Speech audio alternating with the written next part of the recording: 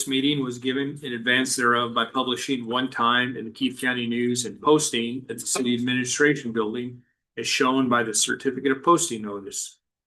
Notice of this meeting was simultaneously given to the president and all members of the council. Availability of the agenda was communicated in the advance notice and in the notice to the president and council of this meeting. All proceedings hereafter will be taken while this convened meeting is open to the attendance of the public. This meeting is being convened in accordance with the Open Meetings Act. Copy of the Open Meetings Act is located on the table by members of the press. Any person wishing to address the council may do so by standing.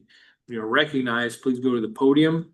Please sign the sign-in sheet located on the podium and state your name and the organization, interest, or person you represent before you begin speaking. Thank you. Roll call. Dupierre. Here. Clockman. Here. Crosby. Here. Laughlin. Here. Weddington. Here. All right, this is a one item on our agenda is the interview with Mark Knudsen as a candidate for the Ogallala City Council. So welcome, Mark. You made it this far to the cut. So yeah, made it this far. Very happy to be here. Sure. So we're Can you give Mark a chance to just kind of introduce himself to the council? I mean, I he's on the other side of the rostrum now, but and then go into the questions if you like. Yeah. Tell us about yourself. Well, I'll tell you a bit about myself. So, Mark Knudsen, I feel like a lot of you are going to hear the same story that I've said. It feels like several times here over the last 24 hours. But You want to use Jill? we have Jill here too. Yeah, she's my right hand. She's done a tremendous amount for me and helped me with my growth and my development. She's incredibly supportive of this opportunity and is actually encouraging to take this role for me. But just a little bit about myself too. I came to Ogallala in 1990. I wasn't born here, but family moved here. Family started a business back, an alternative agriculture business that is based on the development of the milkweed plant, which is a fascinating thing for the ag community around here. I graduated from Ogallala High School in 1996, having my 30-year reunion this week. So that's an exciting development in life too. I went to school at Dana College in Blair, Nebraska, which is unfortunately no longer in business, but was there for several years. I served as the student body president at Dana. I started the men's soccer team there, which coincidentally my family kind of had a big impact on that system here in Ogallala too when we first moved here. And then when my wife and I we were expecting our second child and moved from Omaha to Ogallala back in will be 2002 now. Truman was born in the Ogallala Community Hospital. And then I ran for city council in 2004. And then, won that election by a thread. There was 3 seats that were available. I got 3rd place. I think I beat the 4th place person by about 45 votes. So squeaked in. And I think during my tenure as a city councilman, I had a very effective tenure, I would say. All of you in here are probably going to be shocked to hear that I don't really I don't speak much, but I feel like I've been doing that nonstop for almost 24 hours. I especially in the council side of things, I would definitely listen and try my best to understand and then be able to react that way. I think that's one that those 8 years of time on the city council really helped mold me into who I am today and and what I know is something that I love, and that's, you know, helping people. It's during the time when I was, you know, I wasn't a full-time city councilman. I don't know if some of you might be, but I I worked as the national sales director for my family's business.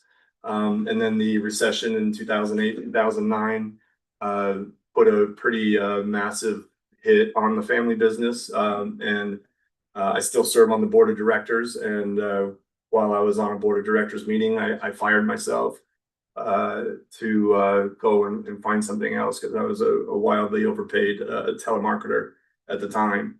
Was basically what my role was reduced to because it's just the economics of the time. I've been working in the medical sales and medical device, medical services world for the last 15 years, where I met, was lucky enough to meet Jill, and then also have really, you know, worn a bunch of different hats during that time. I've, you know, started off as an individual contributor, sales rep, kind of earned my way up the ranks. Moved into sales management roles, and then was in a role of the director of strategic solutions for a you know, an incredibly well-funded startup that was based out of the Pacific Northwest, and then, you know, have had a couple of additional roles since. I worked for all kinds of startups, so, you know, finding the grit and the will to win type of scenarios. And then, you know, those startups would go into acquisition, and then it would be time to find a new job because the places that would acquire generally had their own forces available. I, for this role, you know, it wasn't necessarily on my radar, and this has been a question that, you know, each time that I've spoken to any of the councilmen, I'm very clear on that. I'm not applying for any other city manager roles at the moment. I do have a deep passion for the success of this city, and that's why I have taken, you know, these steps towards, you know, and that's why I'm sitting here today. You know, it wasn't necessarily something that was on my radar. I got shoulder tapped at the Jimmy Buffett tribute band concert at the casino about how this role was open. Thank you, Jane, for doing that. And then he said, "Well, yeah, thanks. I appreciate the heads up. That's an interesting idea." And then 2 days later, I got a text from Jane that said, "And also, here's where you can apply." And then I got a call from another former councilman, and saying that he heard that I was considering the city manager role. I brought it up to my number one advisor, and just kind of as a, you wouldn't believe what Kevin called and asked me about today. And then she said, "That would be awesome. I think you would be great at it." And so I see Ogallala as at an inflection point. I see it as a time to figure out what the identity is going to be and what's the way to move forward.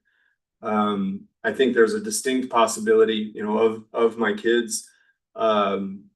Celie, who some of you might know, she lives in Madrid, Spain. She's not going to move back. Like she's going to be a world traveler probably forever. But of my three sons, I think there's two that have a very distinct possibility of coming back, and the idea of making the community a better place for them and potentially any families that they would bring to here as well. You know, that is a very motivating factor for me and then also to see the community that I served for 8 years thrive and move into a period of prosperity. It's probably more than tell us about yourself, but I also wanted to let you know, about what my general motivations are. Great. Thank you. Mark, we have these questions split up among council that they're gonna be asking you, and I'm gonna start off with, the categories working with mayor and city council. Tell us your philosophy on the role of the city manager, and how do you protect city staff from political pressure brought by individual council members? It's a great question. So in my, the city council and city manager form of government is very well defined. The city council sets policy, the city manager executes policy. City manager being the one that I feel like the proper chain of command is to would be to specifically talk to me if you had something that you wanted to relay directly to one of the department heads, and then I'll have that communication with the department head and then be able to relay that back. So I think what not only from the city council, but from the city at large, and from the members of the community. I think one of the main purposes of a city manager would be to be the buffer between the department heads doing their job, the workers doing their job, and being able to be the conduit between those. Suppose the mayor and city council appear ready to vote on a major policy decision that you firmly believe would be detrimental to the city's long-term interest. How do you communicate this to the council before the vote? Clear, concise communication. That's one thing that, especially when I was working with CarePath RX, and I was working with, people who are in all kinds of different, gigantic businesses. I've found that, very clear, very concise, communication is, absolutely key. But I also know, that, in the end, the city council is the one that sets policy. So as long as it's a 3-2 vote or better, I can advise to the best of my abilities. I can advocate for whatever position I think makes the most sense. But at the same time, when the vote's cast, that's the play, and now we run it. So that's how I would handle that. I think that while I was on council, and I think, Steve, you might be able to remember some of these, but there were times where I've lost votes, where specific times where I was on a 1-4 vote, and okay, that's it, we move on, and I let the water go off the back and go to the next topic. Okay. How do you keep all elected officials equally informed to ensure there are no surprises during public meetings? Yeah, and again, it goes back to clear and concise communication. I don't think it to have one-off conversations, I think, can be detrimental. I think being able, when there's an official communication from me, it will be to the entire group, as opposed to just single conversations, and more specifically single communication via like email or something along those lines. I do think that there are times when I've had the opportunity, when I was sitting on that side of the table, to go and have direct conversations with who is the people who were the city manager at the time, and I think it was important for me to have that and be able to have a clear and open dialogue. And then there was one time in particular where I asked Bruce Smith to, all right, I appreciate your input. If you want to communicate this to the rest of the council, I would appreciate that. And I think that's a good way to do that. But again, just really keeping things as clear and transparent as possible, I think is critical. Good answer. Okay. We're gonna hand it over to Councilman Weddington now for a few questions. What is your approach to guiding the city through a budget reduction or managing a department that is asking for more resources than available. Yeah, that was common. When I was on that side of the table. I think it's critical to be able to determine wants versus needs. Critical infrastructure. When we were out today, there's a water main break. These are things that aren't necessarily planned for in the budget. There's people that are, we're having to dedicate resources, time, and energy towards a project that definitely wasn't something that was in the budget. So just being able to really what prioritize what's critical, what's a need, and what's a want. And yeah, I'm well aware that Ogallala isn't necessarily rolling in extra money wondering where we can spend this, and that you do need to have that very tight belt on where you want to spend your money and what prioritizes. So but yeah, again, I think it's just what's critical, what's needed, and what's wanted.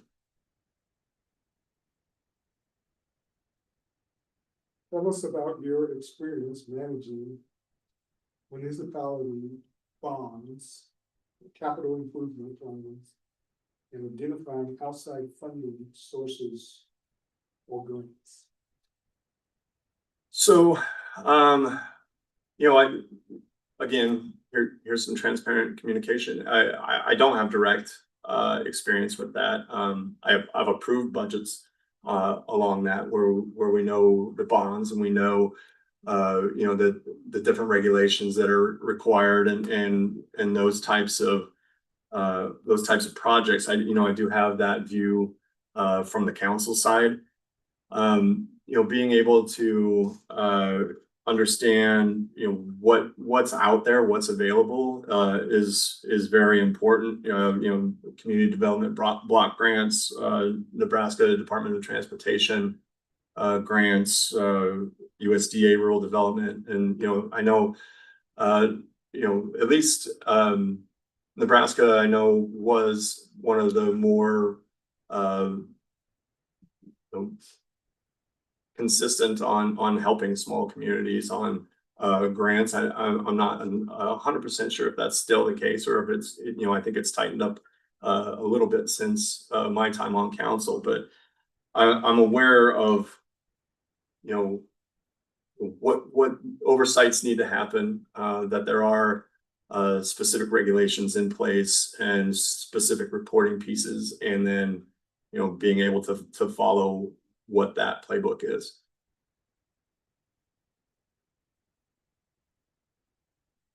What do you communicate? Oh, sorry. How do you communicate complex financial data to citizens and the council so they have confidence that the city is being managed in a fiscally prudent way?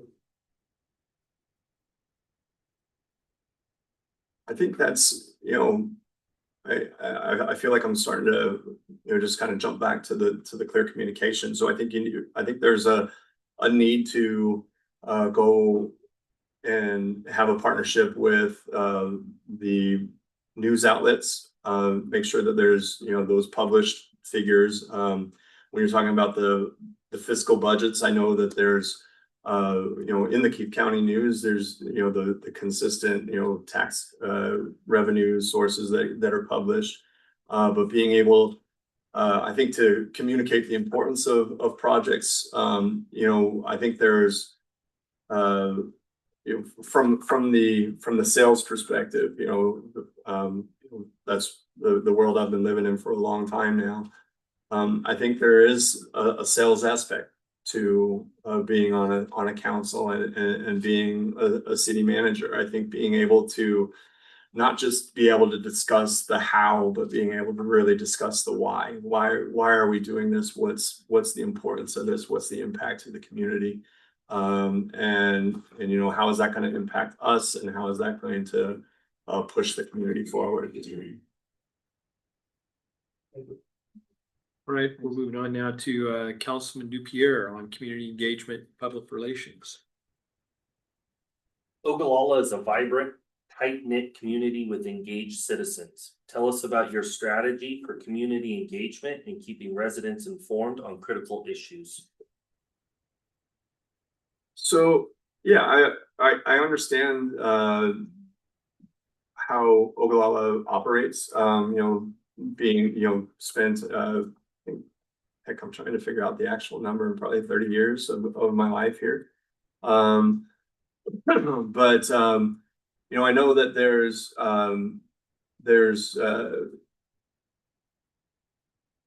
rumor mill, and then there's the what's real.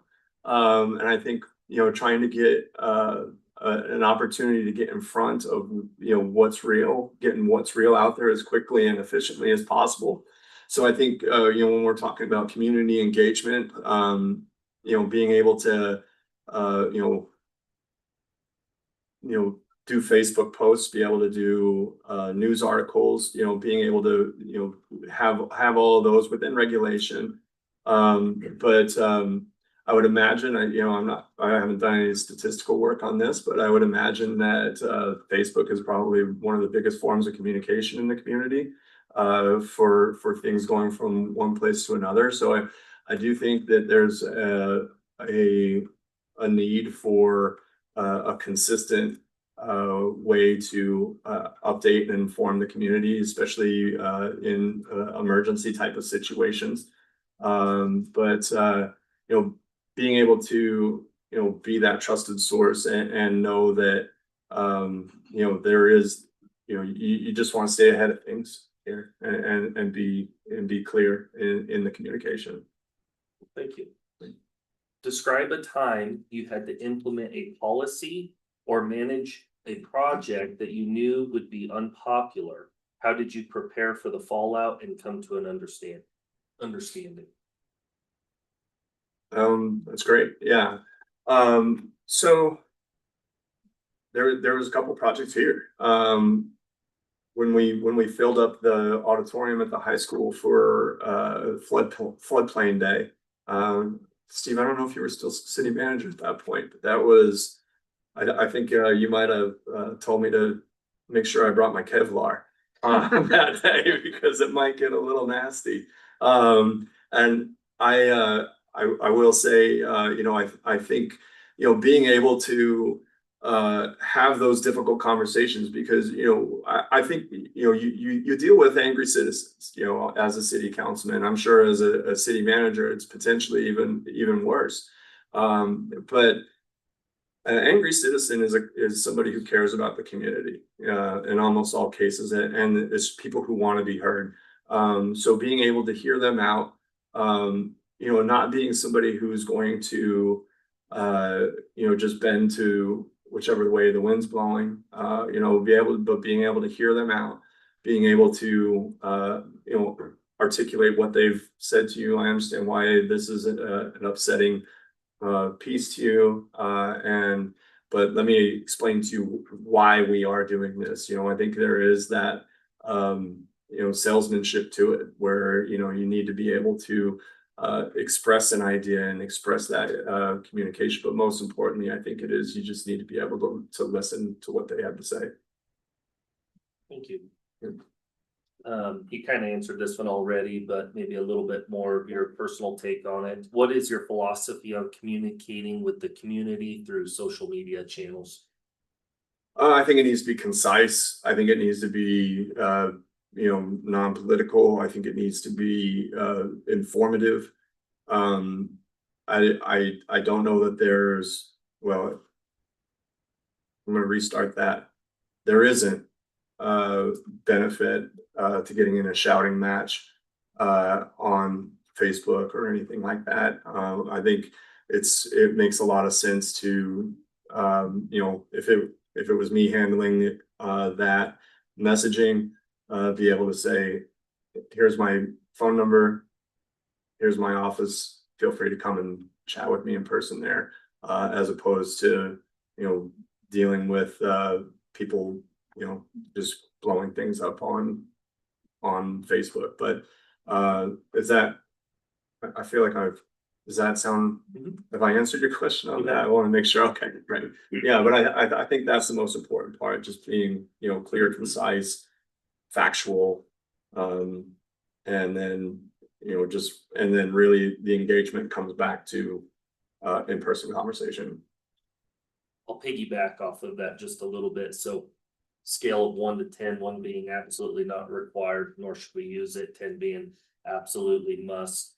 Would you rate the importance of using social media to communicate to the citizens?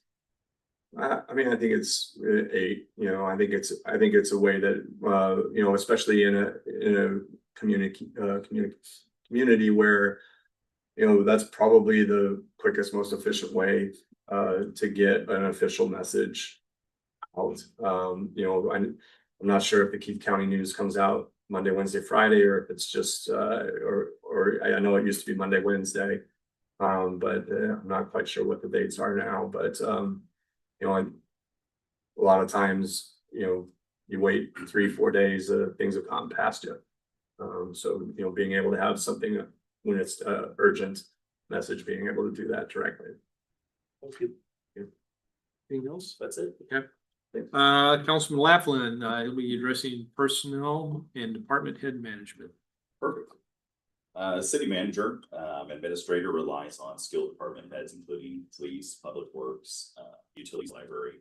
Most that you've been a part of a lot of them, especially possibly on some of the boards of some of them. What is your management style for developing these leaders and holding them accountable?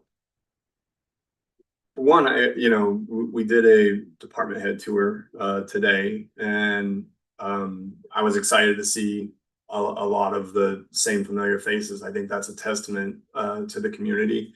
To see people who were here 14 years ago, Kendra, Jared, I shouldn't have named anybody because I know I'm gonna miss some too, but Jane, being able to have those, those people in there that are good quality department heads that I think, my management style towards them is to trust them to do their job.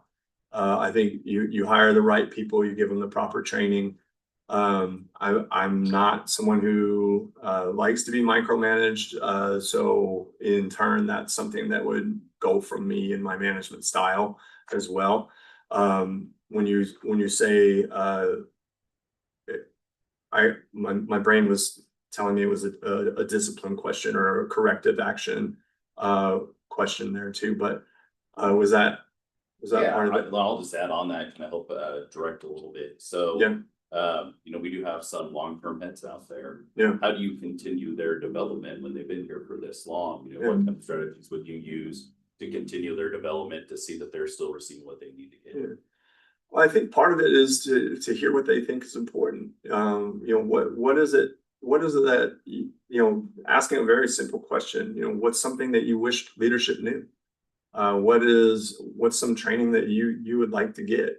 And you're right, there are some long tenured department heads here, but just having a clear understanding as to is there additional resources available? Is there cross training available? For times where we need to have one department helping out another. That was one of the things that was wildly evident today too, is that there's definitely like a tremendous amount of informal, like we'll go handle this for you, and we'll scratch your back, you scratch our back, type of arrangements that happen, which I think is great. But I also think maybe there is some professional development that would be available there too, where have a little bit more formal training on some of those things. But by and large, I'm somebody who will criticize in private and praise in public, from a management style and from a discipline style. I can't imagine a world where anybody would ever catch me dressing down someone in public. I think that's not beneficial to morale. I think it's something where everybody who serves in the public sector, they're not necessarily doing this because they think they're going to become a multi-millionaire from it. They have a public sense of service and sense of duty for the community, and I think that's something that's a great testament again to the longevity of some of our department heads. Since we are talking about the longevity side, just another addition onto there. A lot of times, especially with longevity out there, you get processes that are rooted, they've been there for a long time. Yeah. How do you implement new processes, procedures, new ideas, new things to a team that's been doing the same thing for a long time? What's your A to, see how do you get from beginning to end with a process like that? Yeah. One of the, I've been running this quote through my head since the first department head meeting we had this morning was with Dell at the fire department. And he said, well, we got 150 years of tradition unhindered by progress. And, I think that was one of the, most poignant and, amazing lines. But, I think there is some, there needs to be a way to, introduce new ideas and new concepts and being able to, move the needle to a more modern way of doing things if it's more efficient and if it serves the city well. But I think that's one of the important things too, from the training side and development into the future. Like how are we just not going to say this is what we're doing because this is what we've been doing for 25 years? That's a nails on the chalkboard type of sound to me. That might be my least favorite thing to ever hear. So, and unfortunately, or fortunately, I'll have some of those conversations with people too. Just because that's why we've been doing it doesn't mean that that's the best way to do it. You talked about how you like to praise in public, and then if you have recorrection, you do that in private. Is there anything that you can speak to things that you run into in the past in your current work experience, or things in the past that you worked on that you had an issue with coworkers or downline employees that you had a conflict and how you resolved it? Yeah. So I've had situations where I've had to terminate an employee because of performance. When I was with Encompass working as a division manager, I had a employee who was a direct report to me. I had 9 there, and they were consistently not prepared at meetings, consistently under the standards of what we were setting. And so, just being able to walk through a process of, try to making corrective action on that, so, for me, and my guess is that, with it being a government entity, there's a very specific, standard operating procedure on such things. But for me, it makes a lot of sense to have, a one-on-one conversation first. Hey, these are the things I'd like to see you do over the next 30 days.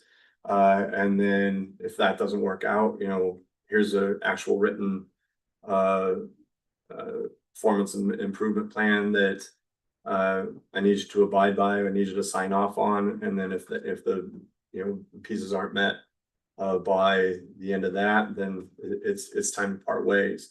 And then there's also been times, actually at the same organization where I've had, we had the first conversation, and that, the action was getting corrected, and becoming better.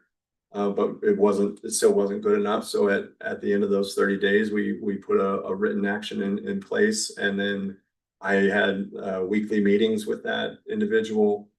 He wanted to be coached up. He wanted to, stay with the organization, and we were able to, accomplish those goals and those targets that were put on that plan. So, there's the unfortunate side of things. You wish every hire you ever took on would work out.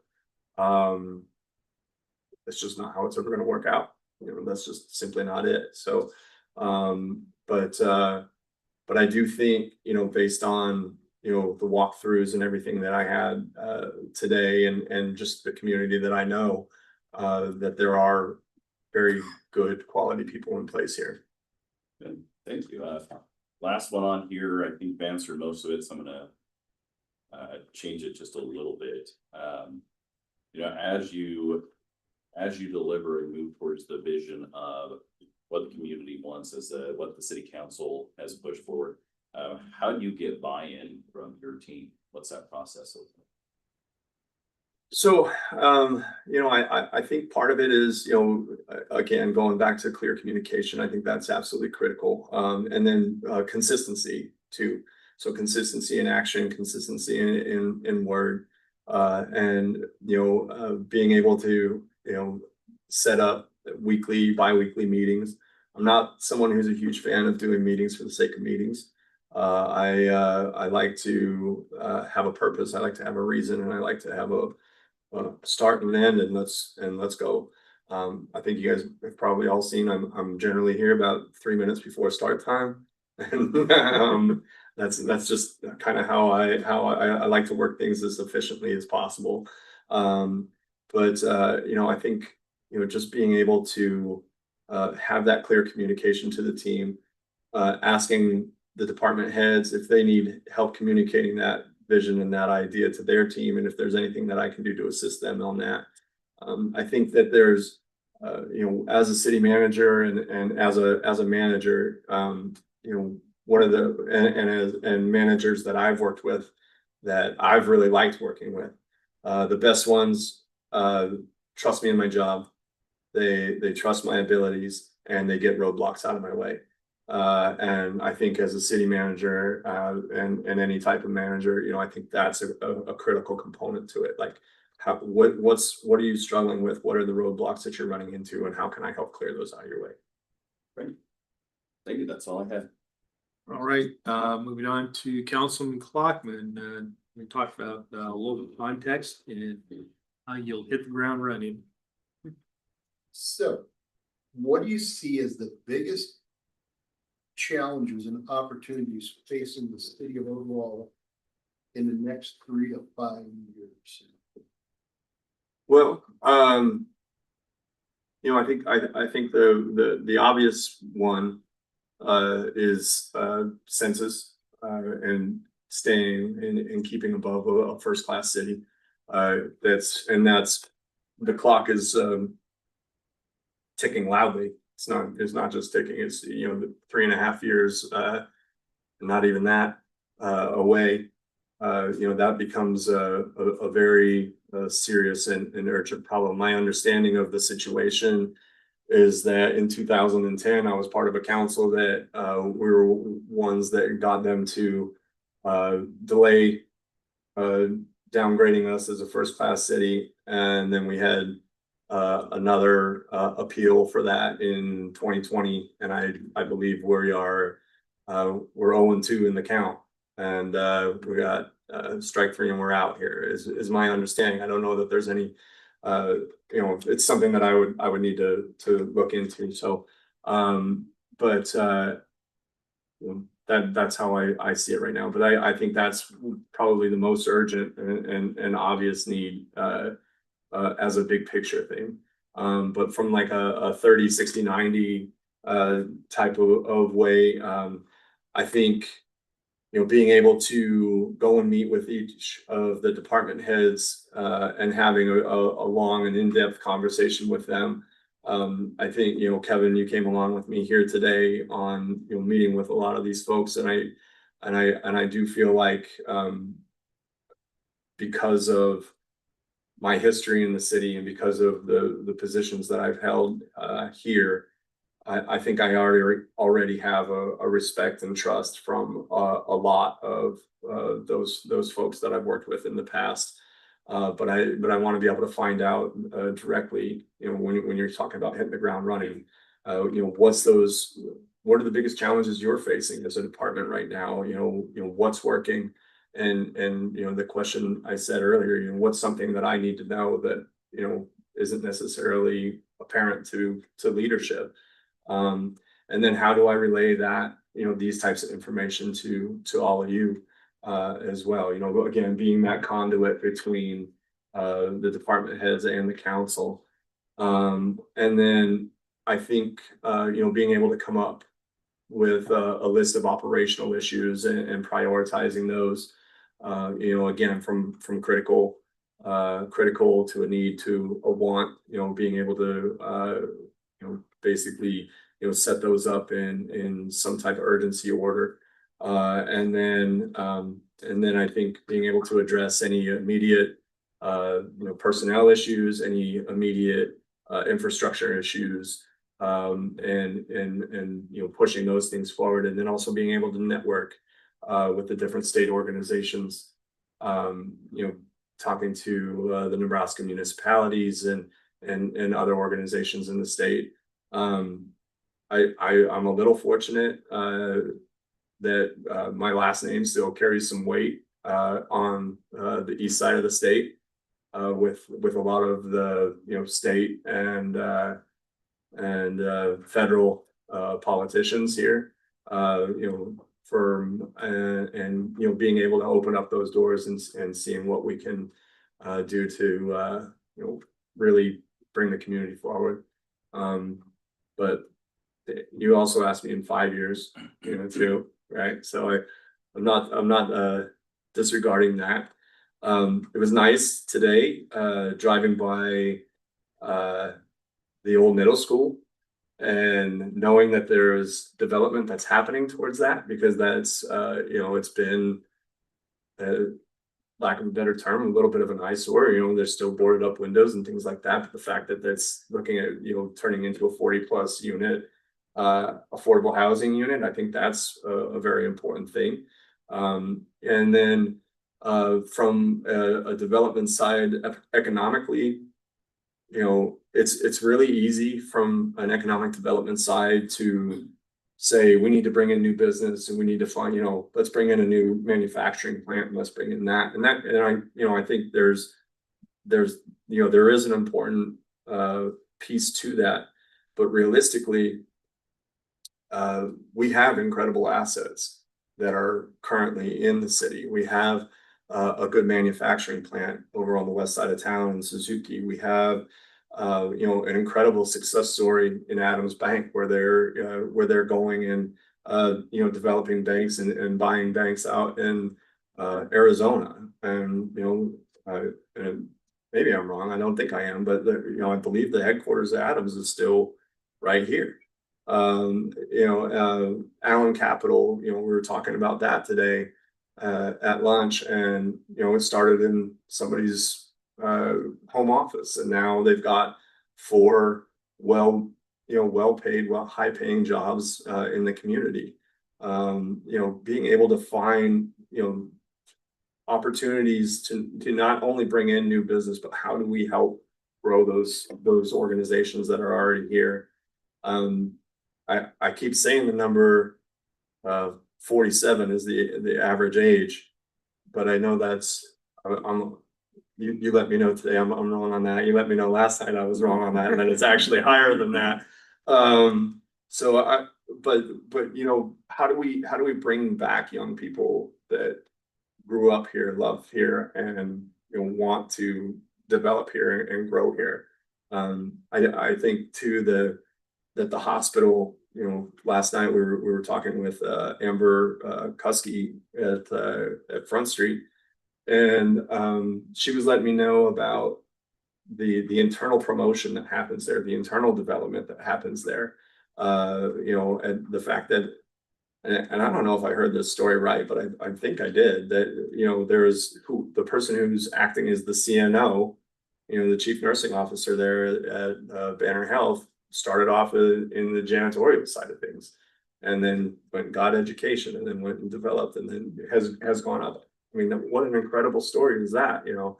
So, you know, I think there's a lot of pieces that are coming to a head all at once. I think there needs to be economic growth. There needs to be housing development here. And then at the same time, you know, in Colorado, we see a lot of cities that didn't prepare for growth too. You know, they grew and they outgrew their growth or outgrew their infrastructure. You know, making sure, you know, one of the key components and you know, probably the most key component for a city is making sure that your infrastructure is available and reliable for the citizens. It was a very long-winded answer to your question there. So, but does that answer it? Yep. Hopefully I got it in there somewhere. Yeah. Okay, what specific steps would you take in your first 90 to 180 days to shorten your learning curve regarding our city's operations, ordinances, and regional partners? Yeah, great question. I think, you know, I was excited to see, you know, Mike McQuillan came to my meet and greet this morning. So I was excited to see that we have a long-standing city attorney. I don't know if he took any time off in the middle or if he's been doing that the whole time. But being able to, you know, go through city ordinance with Mike McQuillan, you know, make sure that we have a strong understanding of inconsistent ordinances or anything that might be outdated. My guess is we're well ahead on that right now, but you know, just being able to utilize Mike as a resource on that, and then starting, you know, I touched on this one earlier, but you know, begin networking into the Nebraska municipalities, you know, different organizations, you know, coordinating, especially with county commissioners and the local entities that have the most influence for, you know, right here. I was encouraged last night and actually this morning, you know, talking to, I had the chance to talk to a couple of different county commissioners. Lane Anderson came to the meet and greet coffee this morning. And then Corey Crandall was talking with him last night. There were times when I was on council that the relationship between the county and the city was a little cantankerous and a little rough, and based on at least what I've been told, it seems like that has become a very cooperative partnership that's happening now, and I think that's a very encouraging thing. You know, in the end, we're all going for the same goal, and then, you know, being able to understand, and listen to those folks. Being part of the initial, 60, 90, 180 days, understanding what the impact is for Corey and for the county commissioners if we fall to under that first class city. Based on my conversation last night, it sounds like a tremendous amount of that onus falls on the county then, and that's probably not something they want. So what can we do to create, and it's not something that we want. So what can we do to create those win-win partnerships? So I know, Kevin, I was talking earlier about how I'm focused on brevity and not being my communication style, but I know I've been going on and on with your answers in particular. But I think there is just that the key component is being able to when it's a situation where I don't know the answer, I want to be able to know where I can find that answer. And I think that's one of the things that I'm actually quite quite good at it. I'll leave it at that. Does the council have any other questions? Mr. Knudsen? If you were to just summarize, what is your philosophy on leadership? How do you view yourself as a leadership? What are your core values? So, there's a book, that, there's a picture of me that, maybe 15 years old, and I'm sitting next to my dad, and he's sitting there holding a book. And it's a leadership book, so it's been something that's been drilled into me for my life, frankly.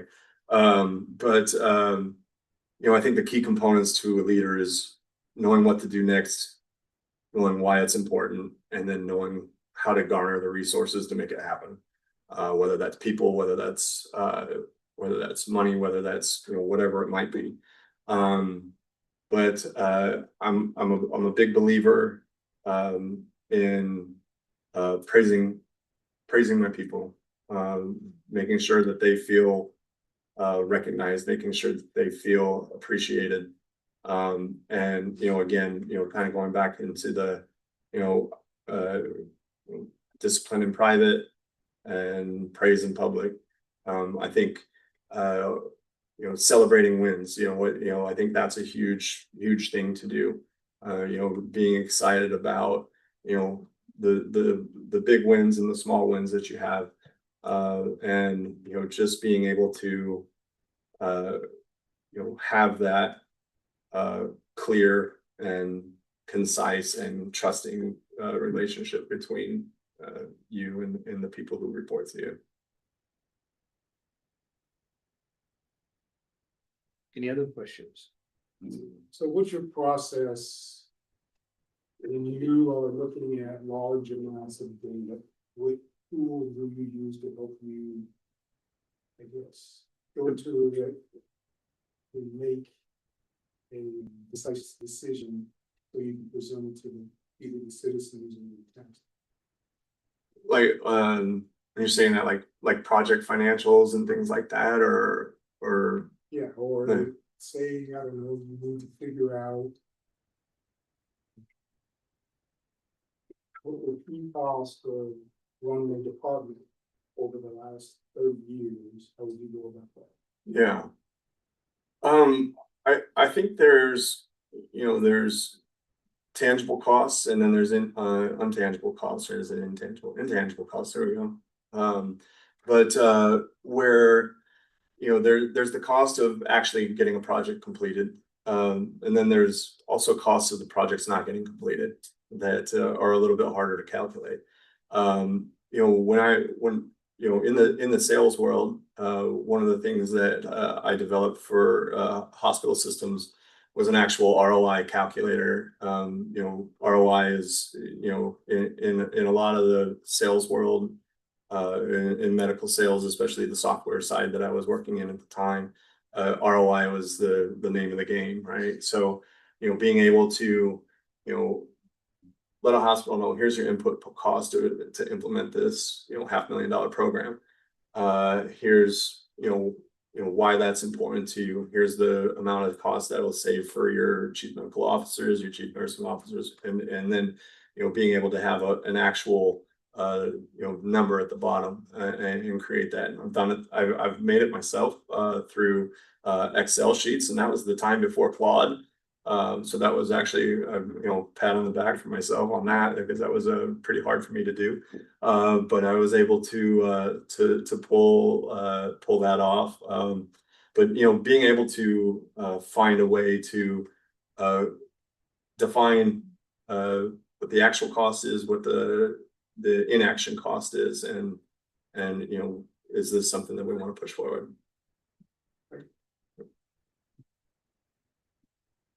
I've got one more. Sure.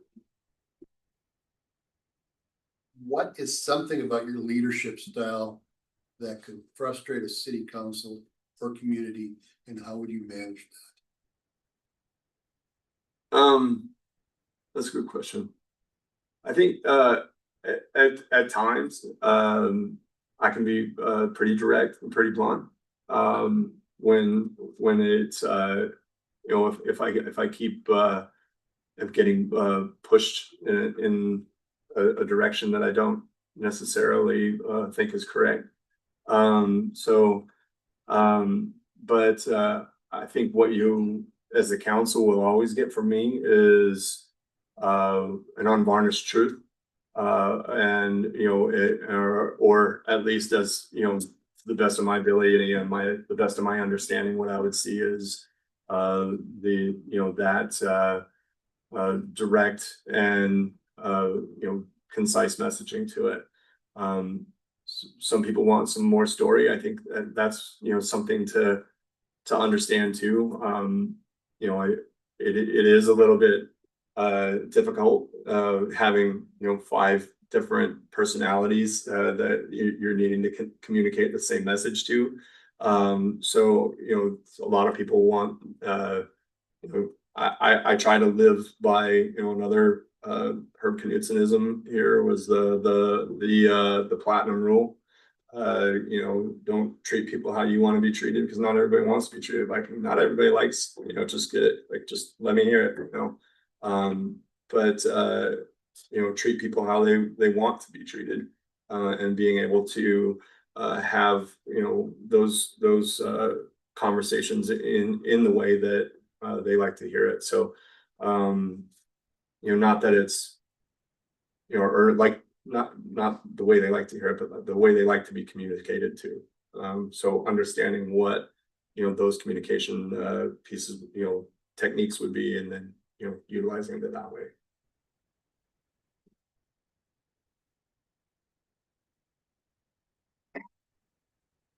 Anyone else? Mark, do you have any questions for the council?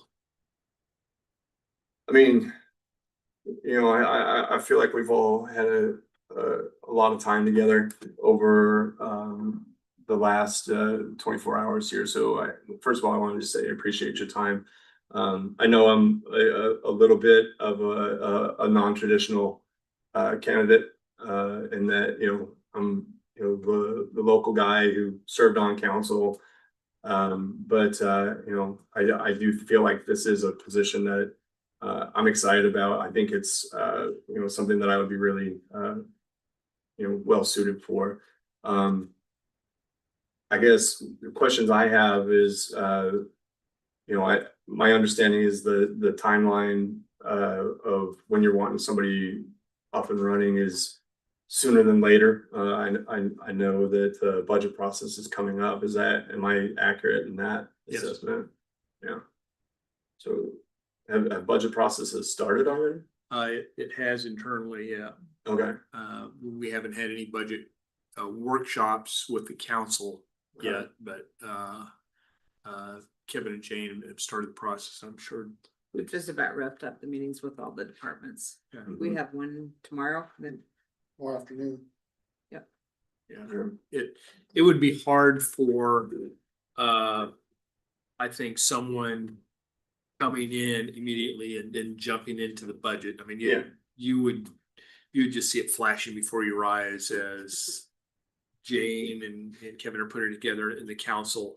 You may have some input on it, but we're a little late in the game for you. We wouldn't expect that of you, but what we're trying to do is get someone in just as quickly as possible so they can at least have a good grasp of what we did approve and why. Mm-hmm. Yeah. And that was one of the things, walking around with and meeting all the department heads. It seemed like there weren't a whole lot of potential capital expenditures requests. I guess one question I would have is, like, how do you guys all view the financial health of the community right now? Is it something that we're in the so far into the red or potentially in the red that it's a frightening situation, or is it something where we're in a pretty stable position? My opinion is we're in a very stable position. There's been some uncertainty at the federal level that's coming down through the state government that's impacted us on projects where we've been planning for years for some of these improvements. And we've had to cut them way back or typically eliminate them. So the past couple of years, we've tightened the belt just because we don't know what to expect next. We don't want to be put in that position where we're spending all of our reserves or being forced to, exceed our levy, our current levy, substantially. So Yeah. I don't know if any other council members have any comments, but Current levy is 12 cents below our max, so max, 12 cents below. it's 12 cents below. Current max is Great. at 50 cents, we're at 38 cents. It's 45 cents plus another 5 cents for interlocal, so that's 50 cents, we're at 38 cents, so we're not. We've got a bit of a, Play. we got some play before we come back, so we're good there. Reserves, Jane, we're sitting at 47%. We have a very healthy cash reserve. We're almost to the cap on what we carry over in reserves. We're 12 cents below the cap on our mill levy ask, so. I would say. I'm probably not supposed to speak at this, but I would say that we are probably one of the more healthy cities of our size fiscally. Okay. Great place to be. What, from any of your perspectives and my assessment of, the city manager relationship with the council and being the conduit between council, department heads, the citizens and department heads are we aligned on that? I believe so, as your understanding of a city manager form of government that you are the CEO of the city of Ogallala. The council president is elected by the council themselves, as you know. I'm not a mayor, and it's a 2-year term until the next election. But as city manager, and this is me speaking from experience. I mean, you're to the tip of the spear. You will field all the calls. When I get calls from citizens, I cordially direct them to Kevin. Mhm. And it's not the council's responsibility to go out and resolve every issue. Right.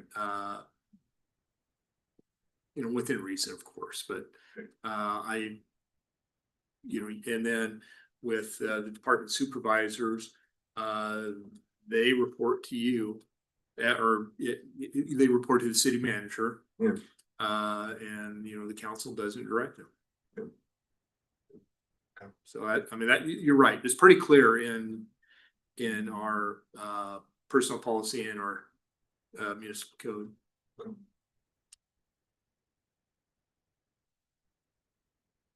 What's your timeline? If we asked you to start tomorrow, could you? Why Um, not? Yeah, I mean, I could, theoretically, the car's here. I don't have a whole lot of clothes, but, I do need to get a new change of clothes before my 30th reunion this weekend. But no, I mean, it's something where, I would be ready to go, very quickly. If it was something that you deemed fit. You told us on our Zoom interview that you were starting or you have your own company right now. Yeah. How were you gonna handle that?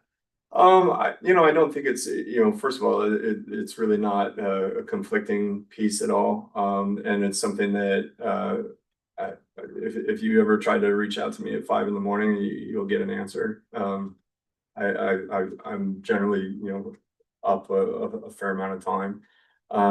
It's something that I see a lot of potential in, and see the possibility of, it being something that I could be doing, in conjunction with the role.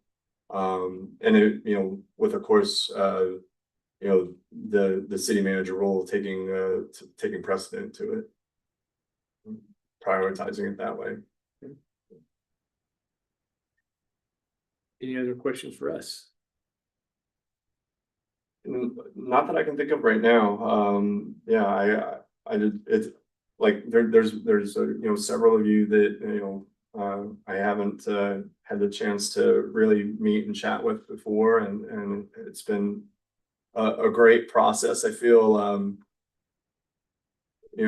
I was telling, I think I was telling you, Jane, or someone that I feel partly responsible for this being an intense couple of days because, I was, when you left, Steve, and I was the one who was dubbed to find the search committee. So I set up this, pretty distinct process that was a little intense and probably pretty involved, and but it's been, what's that? Paybacks. Yeah, yeah.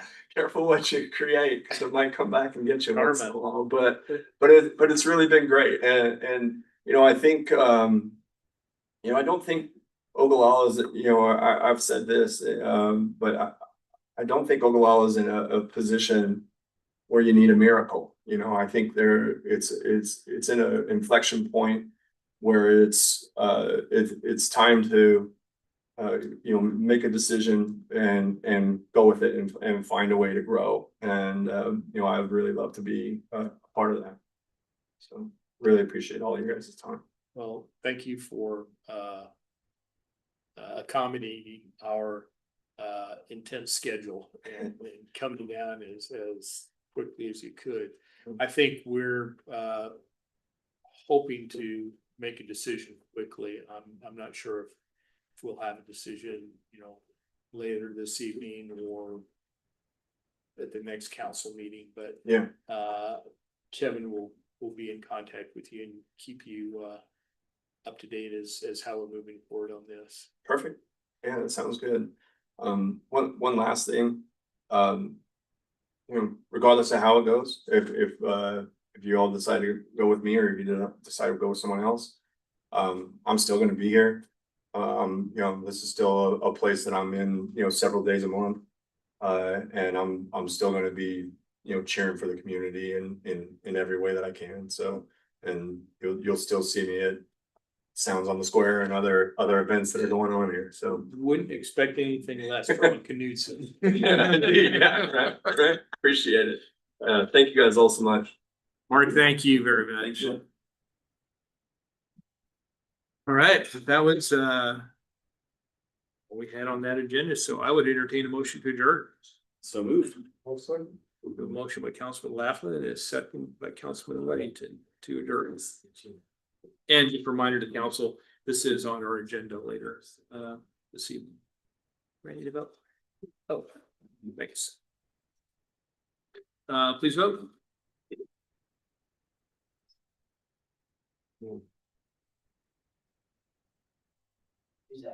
I guess. Motion carried. We're adjourned, and see you gentlemen in 50 minutes.